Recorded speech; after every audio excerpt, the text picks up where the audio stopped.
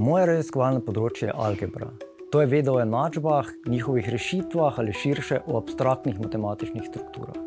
Sam sem se v zadnjem desetletju največ ukvarjal z uporabo algebre, na primer v kvantni fiziki, geometriji in optimizaciji. Optimizacija je nekaj, kar počnemo vsi.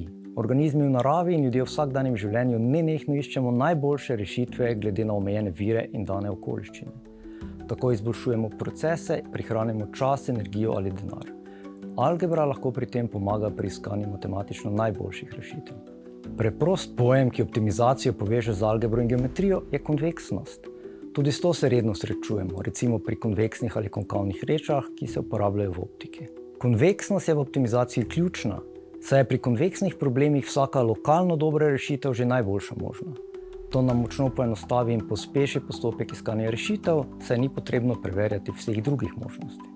Z metodami, ki smo jih razvili skupaj s sodelavci, znamo za optimizacijske probleme poiskati oziroma izračunati poljubno dobre konveksne približke in jih tako narediti bolj obvladljive. Matematika me privlači zaradi svojih abstraktnih idej.